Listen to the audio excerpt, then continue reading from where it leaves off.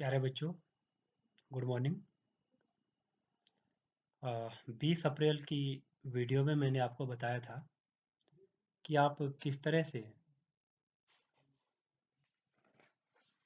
जो संख्याएं हैं उनका गुणनखंड ज्ञात करते हैं, गुणज ज्ञात करते हैं। प्रश्नावली 3.1 और 3.2 के प्रश्न आपको हल करने को दिए थे, तो केवल 5 बच्चों ने इस वीडियो को देखा, जबकि आपकी कक्षा में 20-22 बच्चे हैं और केवल 3 बच्चों ने इस एक्सरसाइज का जो होमवर्क था 3.1 और 3.2 का, वो मुझे भेजा है। हनेश, नव्या और गुनगुन प्रेमी, इन्हीं बच्चों का केवल होमवर्क अभी आया है। तो बाकी बच्चे भी जो वीडियो को देखते हैं होमवर्क ज़रूर करें।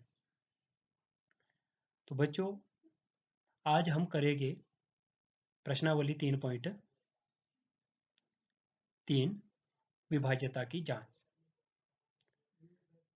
विभाज्यता का मतलब होता है भाग, कि कौन सी संख्या किस संख्या से भाग होती है या नहीं होती है। तो विभाज्यता की जांच से हम क्या करते हैं, भाग किए बिना हम ये बताते हैं कि संख्या भाग होती है या नहीं होती है। जैसे मेरे पास 729 है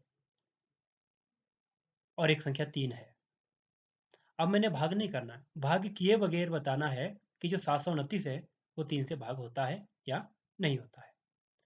तो विभाज्यता की जांच के कुछ नियम हैं, तो इन नियम पर हम चर्चा करेंगे। सबसे पहले आता है कि कौन सी संख्या 2 से भाग होती है। बच्चों, जिस संख्या में इकाई का अंक 0, 2, 4, 6 और 8 होता है वो संख्या 2 से भाग होती है। जिस संख्या में इकाई अंक 0, 2, 4, 6 और 8 होता है वो संख्या 2 से भाग होती है। अब संख्या कितने ही अंकों की क्यों ना हो, 10 अंक की है या 20 अंक की है, हमने क्या देखना है, सिर्फ इकाई अंक देखना है। अगर इकाई का अंक 0, 2, 4, 6 और 8 इनमें से कोई भी है तो वो संख्या 2 से भाग होगी। अब बात करते हैं 3 से। 3 से कौन सी संख्या भाग होती है? वह जो 3 से वो संख्या भाग होती है जिसके अंकों का जोड़ 3 का गुणज होता है। अंकों का जोड़, जितने भी उसमें अंक है उन सभी अंकों को हमने जमा करना। मान लीजिए मैंने 729 की बात की। 729 में क्या है? इकाई में 9, दहाई में क्या है? 2, सैकड़े में क्या है? 3। तो मैं क्या करूंगा, 9, 2 और 7 तीनों को जोड़ूंगा। 9 और 2 11, 11 7 18। अब जो 18 है वो 3 से भाग होता है, इसलिए जो 729 है वो भी 3 से भाग होगा। तो बच्चों, इस तरह से हम 3 से विभाज्यता की जांच करते हैं। 3 के बाद आता है 4। 4 से कौन सी संख्या भाग होती है? बच्चों, जिस संख्या में अंतिम 2 अंकों से जो बनी हुई संख्या है, जैसे 412 है, अंतिम 2 अंकों से क्या बना? 12। तो अंतिम 2 अंकों से बनी हुई संख्या अगर 4 से भाग होती है तो पूरी संख्या भी 4 से भाग होती है। जैसे मैंने 412 का उदाहरण दिया, तो आपको 4 से भाग नहीं करना है, आपको ये देखना है कि अंतिम 2 अंकों से कौन सी संख्या बनी है। जैसे यहाँ पर अंतिम 2 अंकों से संख्या बनी है 12, तो आप क्या करेंगे, देखेंगे कि 12 4 से भाग होता है। हाँ, 4 3 12, 12 4 से भाग होता है, तो इसलिए जो 412 है वो भी 4 से भाग होगा। इसके बाद आता है 5।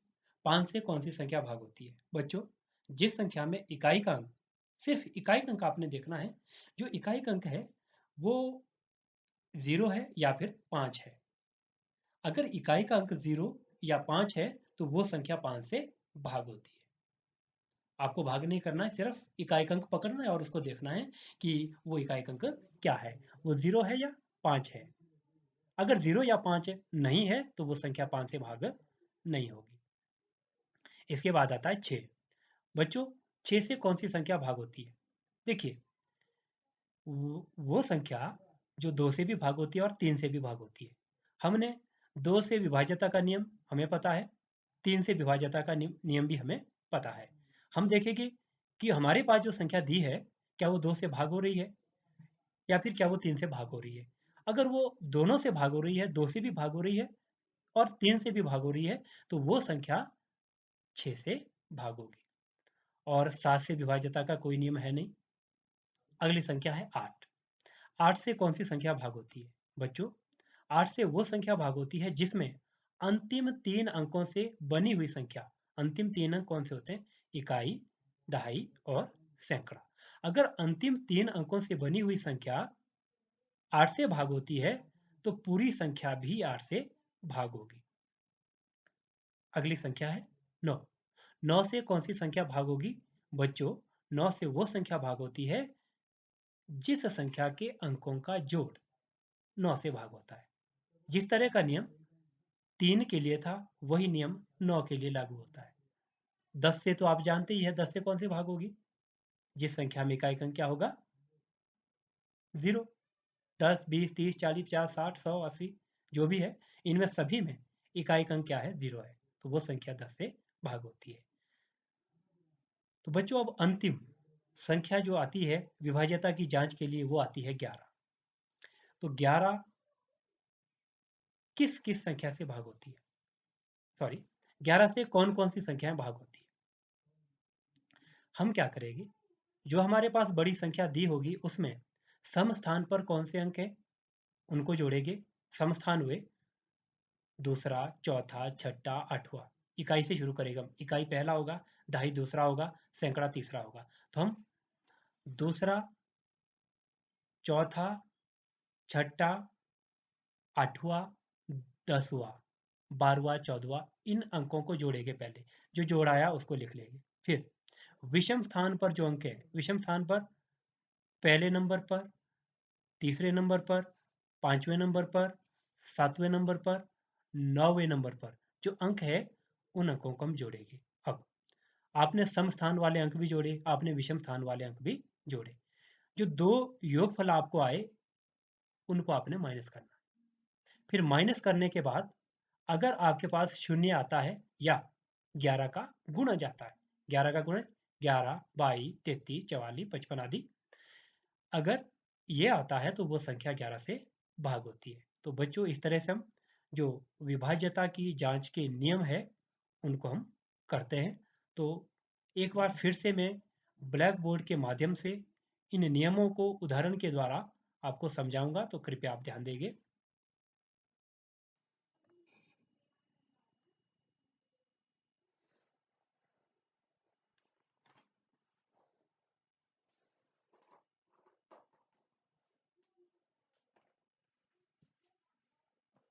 देखिए बच्चों, सबसे पहले आता है 2। 2 से विभाज्यता।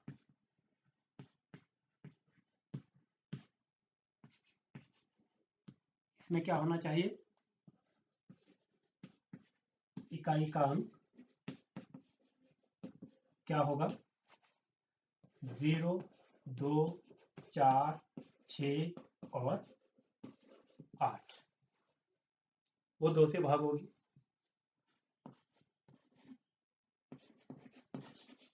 3 से विभाज्यता। इसमें क्या देखना है आपने? अंकों का योग 3 का गुणज।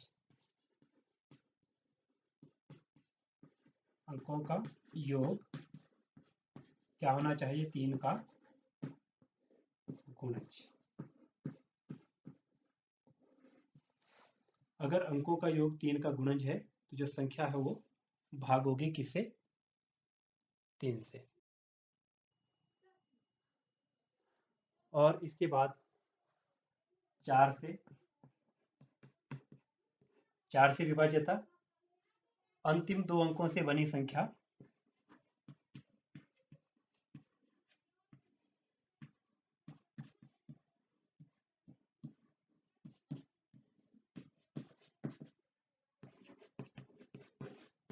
बनी संख्या 4 से विभाज्य हो। ठीक है। फिर आता है 5 से विभाज्यता। इसमें क्या है? इकाई का अंक क्या होना चाहिए? 0 या 5। इसी तरह से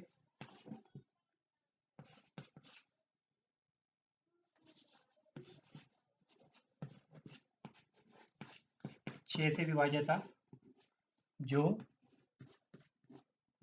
2 और 3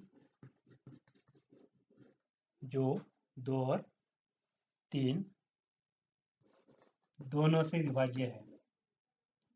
2 और 3 दोनों से विभाज्य है। जो 2 और 3 दोनों से विभाज्य है। नंबर 6 8 से विभाज्य।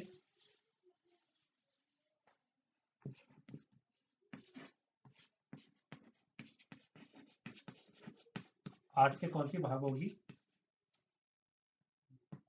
अंतिम 3 अंकों से बनी संख्या। अंतिम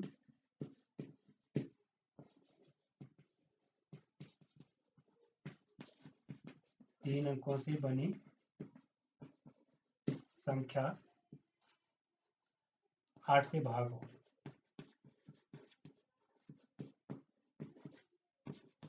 8 से विभाज्य हो। फिर 9 से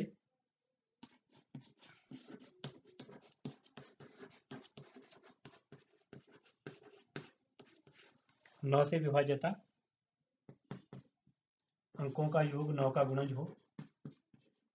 अंकों का योग 9 का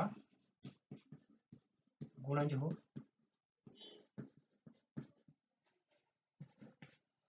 10 से लिखने की जरूरत नहीं है। 11 से विभाज्यता सम स्थान और विषम स्थान के अंकों का योग।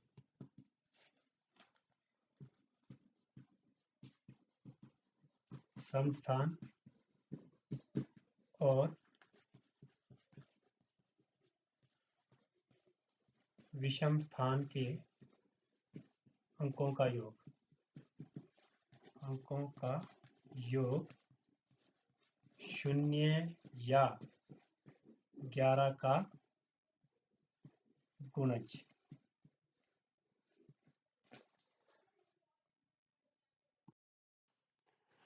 तो बच्चों इस तरह से हमने देखा कि कौन सी संख्या 2 से भाग होती है, कौन सी 3 से, 4 से, 5 से, 6 से, 7 से, 8 से, 9 से, 10 से और 11 से।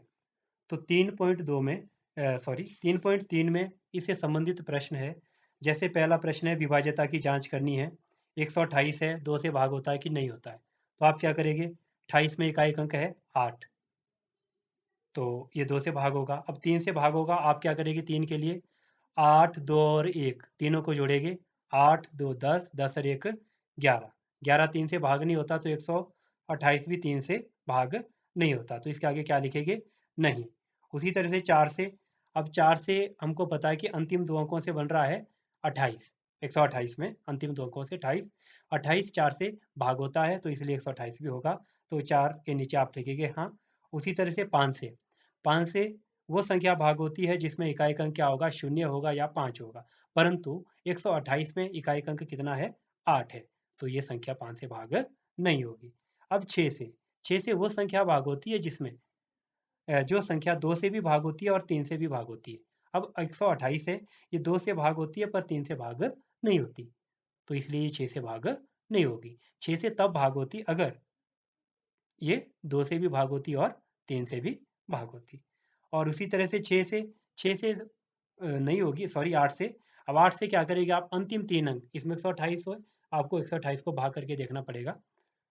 अगर अंतिम 3 अंक से ये संख्या जो बनी है 128 से भाग होती है तो हाँ लिखना है, नहीं है तो नहीं लिखना है। 9 से, तो आप क्या करेंगे? 8, 2, 10, 10 रे 11, 11 9 से भाग नहीं होता, इसलिए ये 9 से भाग नहीं होगी। 10 से, अब 10 से वो संख्या भाग होती है जिसमें इकाई अंक 0 होता है। उसी तरह से 11 से सम स्थान के अंक है 2, विषम स्थान का अंक है 8 और 1 9। 9 और 2 जब आप घटाएंगे 7, तो ये भी 11 से भाग नहीं होगा। तो इसी तरह से बच्चों आपने प्रश्नावली 3.3 के जो सभी प्रश्न हैं ये आपने करने हैं, और होमवर्क सभी बच्चे अपनी फेयर नोटबुक पे करके मुझे व्हाट्सएप ग्रुप पर भेजेंगे और मैं चेक करूंगा। तो आज की क्लास में इतना ही। अगली क्लास में फिर मिलेंगे नई प्रश्नावली के साथ। तब तक धन्यवाद।